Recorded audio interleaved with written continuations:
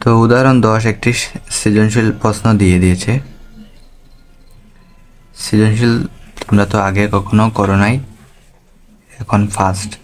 সৃজনশীল গণিতে সৃজনশীল তেমন একটা করি না, অন্য সাবজেক্টে থাকে। এগুলো এমনি 3টি প্রশ্ন একটির মধ্যে দিয়ে দেয়, এটাই।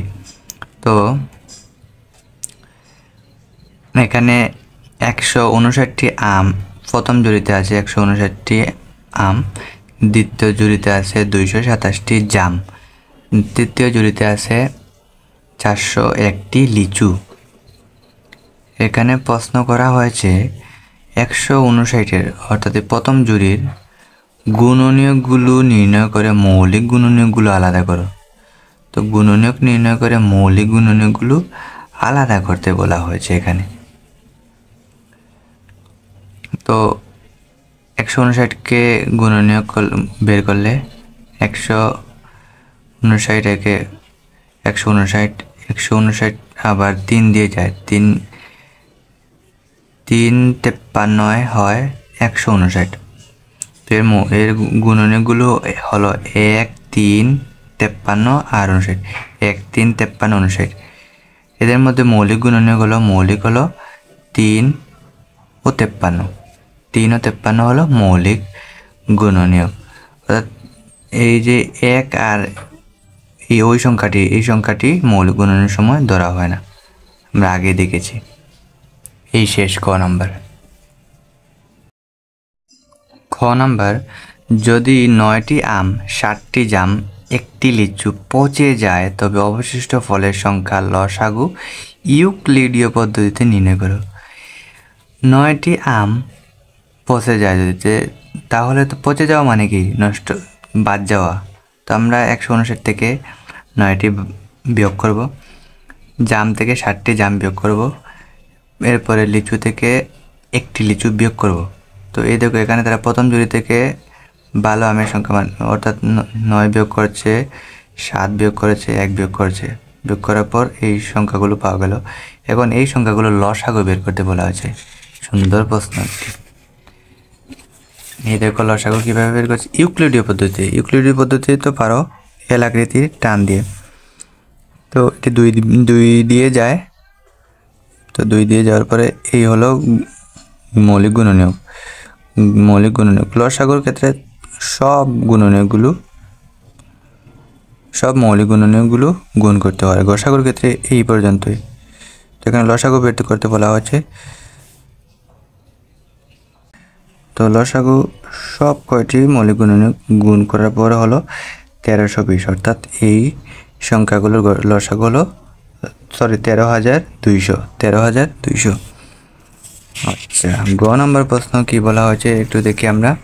গ নাম্বার, সর্বাধিক কতজন বালকের মধ্যে ফলগুলো সমানভাবে ভাগ করে দিলে 3টি আম, 6টি আম ও 11টি লিচু অবশিষ্ট থাকবে? কতজন বালকের মধ্যে সর্বাধিক? এই দেখো সর্বাধিক মানে কি? গসাগু বের করতে বলা হচ্ছে, সর্বোচ্চ, সর্বাধিক, বৃহত্তম, এগুলো হলো গসাগু বের করতে বলা হচ্ছে।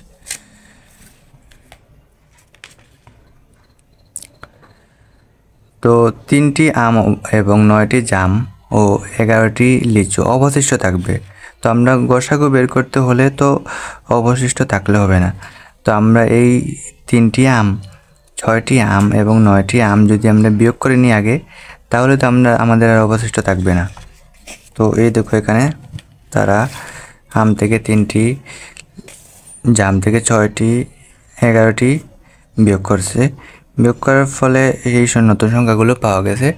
নতুন সংখ্যা থেকে এখানে তারা যে কোনো 2টি সংখ্যা নিয়ে প্রথমে ভাগ করছে। তারা এখানে 156 দিয়ে 221কে ভাগ করছে, একবার যায়। 65 থেকে 65 দিয়ে আবার 156কে ভাগ করছে, 2বার যায়। বিয়োগ করার পর 26 দিয়ে আবার এই 65কে ভাগ করছে, 2বার যায়। 13 থাকে, 13 দিয়ে আবার এই 26কে ভাগ করছে, 0। এখন এই শেষ না, আরেকটা সংখ্যা রয়েছে আমাদের। আবার এই 13 দিয়ে ওই সংখ্যাটিতে ভাগ করলে 0, ভাগশেষ 0 হলে এটি হবে নির্ণয় গসাগু। তো এই 13 দিয়ে 390-কে ভাগ করছে, করার পর নিঃশেষে বিভাজ্য হয়ে গেছে, অর্থাৎ এই সংখ্যাগুলোর গসাগু 13।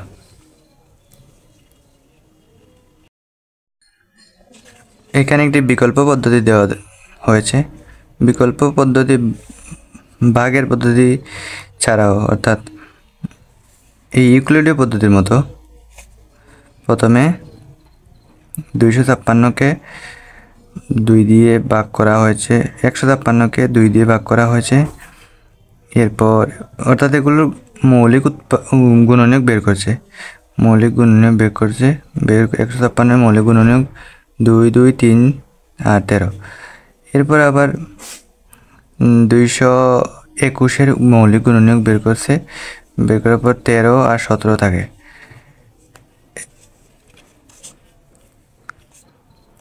আবার 390-এর মৌলিক গুণনীয়ক বের করছে, মৌলিক গুণনীয়ক বের করার পরে হয়েছে 2, 3, 5 আর 13। এখন এগুলো থেকে সবচেয়ে বড় গুণনীয়কটি, মৌলিক গুণনীয়কটি তো এ গসাগু, তো এখানে 13 সবচেয়ে বড়। 3টি সংখ্যার মধ্যে 13ই সাধারণ গুণনীয়ক, তাই এই সংখ্যাগুলোর গসাগু 13। তো আমাদের 1.3 অধ্যায়টি শেষ হলো। আমরা অনুশীলনী সব অঙ্কগুলো করাবো না, অর্থাৎ যে অঙ্কগুলো একটু কঠিন, তোমাদের বুঝতে অসুবিধা হয়, সেগুলো নিয়ে আমরা সমাধান করব।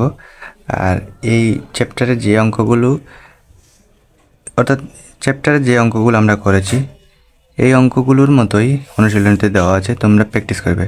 আমার মতে অনুশীলনী নিজে নিজেই প্র্যাকটিস করা শ্রেয়, কারণ তুমি কি শিখে আসলে এই পুরো অধ্যায়, সেটার যাচাইকরণ হলোই অনুশীলনী। তো এরপর আমি দেব একটু কঠিন বা যেটা অসুবিধা হয় বুঝতে সবার, এই অঙ্কগুলো নিয়ে আমি সমাধান করে দেব। তো সবাই ভালো থাকবে আর আমার চ্যানেলটিকে সাবস্ক্রাইব করবে।